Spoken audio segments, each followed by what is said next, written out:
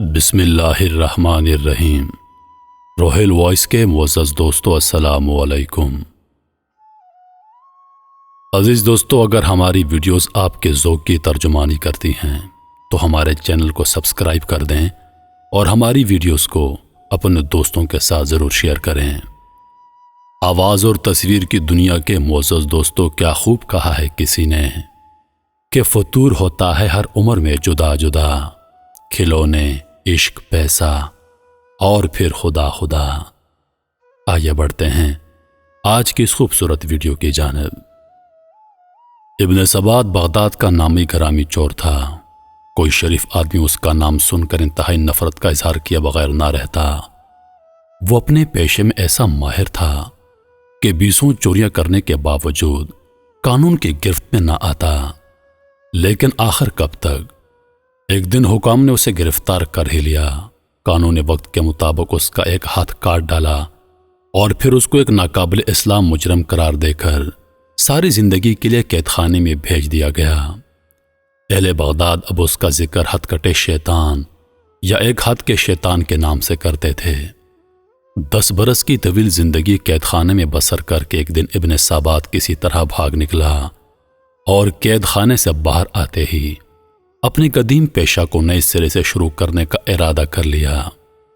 ایک ہاتھ کے نقصان اور قید و بند کی طویل زندگی نے اس کے مزاج اور کردار پر ذرا برابر اثر نہیں ڈالا تھا۔ آزادی کی فضا میں سانس لیتے ہی چوری کی خواہش نے اسے بے تاب کر دیا۔ رات کا اندھیرا پھیلتے ہی وہ اپنی مہم پر چل کھڑا ہوا۔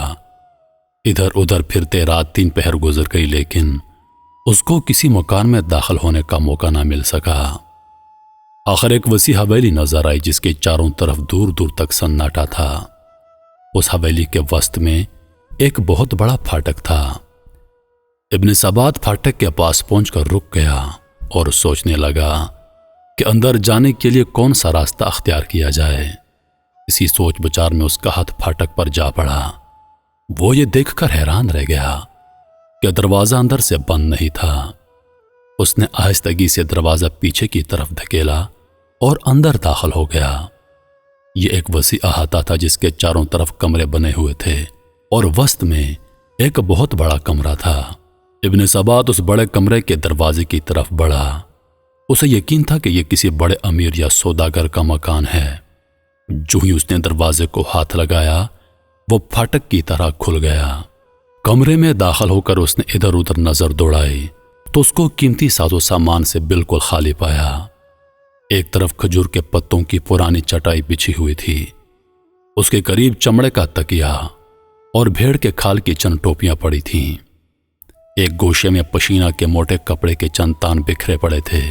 ابن سبات ایسے معمولی سامان کو دیکھ کر چلا اٹھا اور مکان کے مالک کو بے تحاشا گالیاں دینے لگا۔ اس احمق نے اتنے بڑے مکان میں کیسا گھٹیا کپڑا اور سامان رکھا ہوا ہے؟ بہرحال مکان سے خالی ہاتھ جانا اسے منظور نہ تھا۔ اس نے پشینہ کے تھانوں کی ایک گٹھڑی بنائی اور اس کو باندھنے کی کوشش کرنے لگا، لیکن 1000 بار کوشش کرنے کے باوجود ایک ہاتھ سے گرہ نہ لگا سکا۔ ہانپتا کانپتا بیٹھ گیا۔ عین اس وقت دروازہ کھلا اور ایک شخص ہاتھ میں چراغ لیے کمرے میں داخل ہوا۔ خوف اور دہشت نے ابن سبات کے جسم پر لرزہ طاری کر دیا۔ اس نے کمرے میں داخل ہونے والے آدمی کو دیکھا۔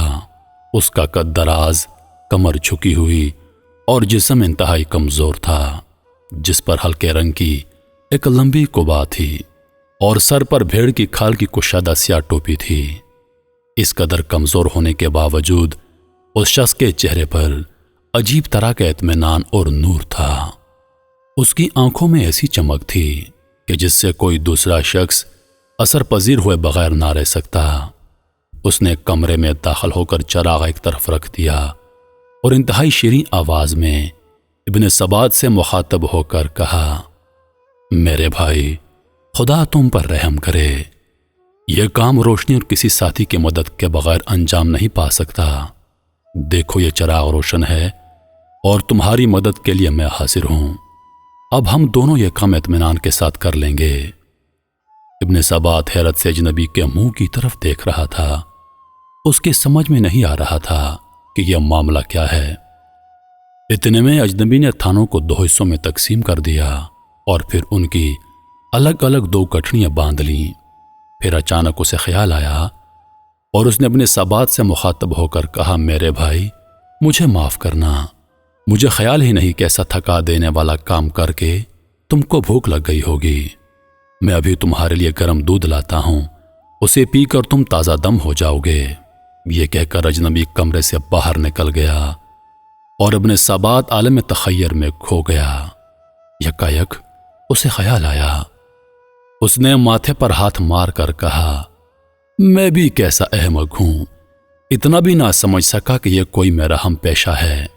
اتفاق سے آج ہم دونوں اس مکان میں جمع ہو گئے ہیں۔ یہ گھر کا بھیدی معلوم ہوتا ہے، اسے معلوم تھا کہ آج یہ مکان رہنے والوں سے خالی ہے، اسی لیے وہ روشنی کا سامان لے کر آیا۔ جب اس نے دیکھا کہ میں پہلے سے پہنچا ہوا ہوں تو اس سامان میں سے آدھے کا حقدار بننے کے لیے میرا ساتھ دینے پر آمادہ ہو گیا۔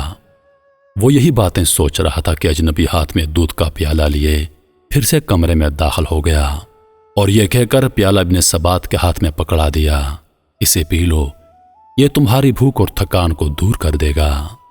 ابن سبات کو سخت بھوک لگ رہی تھی، اس نے آنن فانن دودھ کا پیالہ خالی کر دیا اور پھر کڑک کر اجنبی سے کہا، دیکھو میں تم سے پہلے پہنچ گیا تھا، اس لیے ہمارے پیشے کے اصول کے مطابق تمہارا اس مال پر کوئی حق نہیں، تاہم تم نے مال سمیٹنے میں میری جو مدد کی ہے اس پیش نظر میں تمہیں تھوڑا مال دے دوں گا، چلو اب گٹھڑیاں اٹھائیں اور چلیں۔ ابن سبات کے جواب میں اجنبی مسکرایا اور شفقت آمیز لہجے میں کہا، میرے بھائی تم میرے حصے کا خیال کر کے کیوں اپنا دل میلا کرتے ہو؟ میں تم سے کسی چیز کا مطالبہ نہیں کروں گا، تمہارا ایک ہاتھ ہے، یہ چھوٹی گٹھڑی تم اٹھا لو اور بڑی گٹھڑی میں اٹھا لیتا ہوں، جہاں تم کہہ دو میں پہنچا دوں گا۔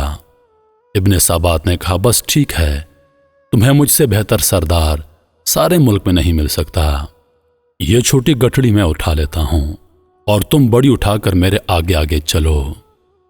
کمزور اجنبی نے پورا زور لگا کر بڑی گٹھڑی کو کمر پر لادا، اس کی جھکی کمر اس کے بوجھ سے اور جھک گئی اور وہ آہستہ آہستہ قدم اٹھاتا ابن سبات کے آگے آگے چل پڑا، لیکن ابن سبات کو بہت جلدی تھی کیونکہ رات بہت تیزی سے ختم ہو رہی تھی اور وہ بار بار اجنبی کو ٹوک دیتا کہ تیز چلو۔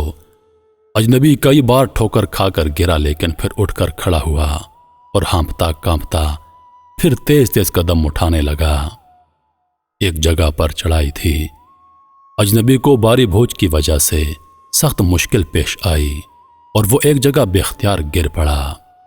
ابن سبات نے اس پر گالیوں کی بو چھاڑ کر دی اور پھر اس کی کمر پر زور سے لات رسید کی۔ اجنبی بڑی مشکل سے کھڑا ہوا اور ابن سبات سے معذرت کرنے لگا۔ ابن سبات نے گھٹڑی ایک مرتبہ پھر اس کی پیٹھ پر رکھ دی اور دونوں چلتے چلتے شہر سے دور ایک پرانے کھنڈر میں جا پہنچے۔ یہاں پر ابن سبات کی پناہ گاہ تھی۔ وہ اپنی گٹھڑی باہر رکھ کر کھنڈر کی دیوار سے اندر کود گیا اور اجنبی نے دونوں گٹھڑیاں باہر سے اندر پھینک دیں۔ اس وقت چاند کی روشنی میں ابن سبات نے اطمینان سے اجنبی کے چہرے پر نظر ڈالی جو اس کے سامنے کھڑا ہانپ رہا تھا۔ اس نے محسوس کیا کہ اجنبی کے چہرے سے نور کی شعائیں پھوٹ کر نکل رہی ہیں۔ یکایک وہ ملکوتی تبسم کے ساتھ یوں گویا ہوا، میرے بھائی یہ مال تمہیں مبارک ہو، جس مکان میں تم چوری کرنے آئے تھے اس مکان کا مالک میں خود ہوں اور یہ مال میں تجھے خوشی سے بخشتا ہوں۔ افسوس کہ میں تمہاری خاطر خواہ خدمت نہیں کر سکا، بلکہ راستے میں اپنی کمزوری اور سستی کی وجہ سے تمہارے لیے پریشانی کا باعث بنا۔ خدا کے لیے مجھے معاف کر دینا۔ اچھا اب میں رخصتی چاہتا ہوں، خدا حافظ۔ اجنبی یہ کہہ کر تیزی سے شہر کی طرف روانہ ہو گیا، لیکن اس کے الفاظ خنجر بن کر ابن سبات کے سینے میں پیوست ہو گئے۔ سیاکاری کے اس پتلے کے دل و دماغ کو اجنبی کے حسن سلوک نے جھنجھوڑ کر رکھ دیا۔ وہ سوچ رہا تھا کہ دنیا میں ایسے انسان بھی ہوتے ہیں، میں نے اسے کیا سمجھا، اس کے ساتھ کیا سلوک کیا اور اس نے میرے ساتھ کیا سلوک کیا؟ یہ سوچتے سوچتے اس کا دماغ سن ہو گیا۔ ضمیر کی خلش نے اسے بے چین کر دیا اور صبح ہوتے ہی اجنبی کی تلاش کے لیے نکل کھڑا ہوا۔ اب اس کے دل میں کسی کا خوف نہ تھا، بس یہی آرزو تھی کہ اس اجنبی کے قدموں پر سر رکھ دے۔ رات والا مکان ڈھونڈنے میں اسے کوئی دقت نہیں ہوئی۔ اس کے باہر کھڑے ہو کر ایک شخص سے پوچھا، یہ کس تاجر کا مکان ہے؟ اس آدمی نے حیرت سے اس کی طرف دیکھا اور کہا، میاں تم مسافر معلوم ہوتے ہو، کسی تاجر کا یہاں پر کیا کام؟ یہ تو شیخ جنید بغدادی کی قیام گاہ ہے۔ ابن سبات نے یہ نام سن رکھا تھا لیکن شیخ کی صورت سے نہ آشنا تھا۔ پھاٹک سے اندر داخل ہوا اور دیکھا کہ سامنے والے بڑے کمرے کا دروازہ کھلا ہے اور چٹائی پر تکیے سے سہارا لگائے وہی رات والا اجنبی بیٹھا ہے اور اس کے سامنے 30-40 آدمی مؤدبانہ انداز میں بیٹھے ہیں۔ ابن سبات وہیں کھڑا ہو گیا۔ اتنے میں مسجد سے آذان کی آواز آئی، لوگ اٹھ کر کھڑے ہوئے۔ جب وہ چلے گئے تو شیخ بھی اٹھے۔ جو ہی انہوں نے دروازے کے باہر قدم رکھا، ابن سبات روتا ہوا ان کے قدموں پر گر گیا۔ ندامت کے آنسوؤں نے اس کے دل کی سیاہ سیاہی دھو ڈالی تھی۔ شیخ نے نہایت محبت اور شفقت سے اس کو زمین سے اٹھایا، گلے لگا لیا۔ ابن سبات کے دل کی دنیا بدل چکی تھی۔ دوسروں نے جورا برسوں میں نہیں دیکھی تھی، ابن سبات نے 2 چند لمحوں میں طے کر لی۔ وہ شیخ کے حلقے میں داخل ہو گیا اور ان کے فیض سے ہتھ کٹے شیطان کے بجائے شیخ احمد ابن سبات بن گیا اور اللہ کے خاص بندوں میں شامل ہو گیا۔ جس کو 40 سال تک دنیا کی ہولناک سزائیں نہ بدل سکیں، اس کو ایک مرد خدا کے حسن سلوک اور قربانی نے چند گھڑیوں میں خاصان خدا کی صف میں شامل کر دیا، اور آج دنیا ان کو شیخ احمد بن سبات رحمۃ اللہ علیہ کے نام سے جانتی ہے۔ عزیز دوستو، اندازہ کیجئے اچھے اخلاق اپنے اندر کس قدر طاقت رکھتے ہیں۔ جسے تلوار کی طاقت مسخر نہ کر سکے، اچھے اخلاق اسے مسخر کر ڈالتے ہیں۔ چنانچہ اس واقعے سے ہمیں سبق ملا کہ ہر حال میں اپنے اخلاق اچھے رکھیں، بے شک اسی میں ہماری بھلائی ہے۔ دعا ہے کہ اللہ تعالی ہم سب کو عمل کرنے کی توفیق عطا فرمائے، آمین یا رب العالمین۔ روحیل خان کو دیجیے اجازت۔ سانسوں نے وفا کی تو اگلی بار ایک اور ویڈیو لے کر آپ کی خدمت میں حاضر ہوں گا۔ تب تک کے لیے خدا حافظ۔ اللہ پاک آپ سب کا حافظ و نگہبان۔ ہنستے رہیے اور ہمیشہ مسکراتے رہیے۔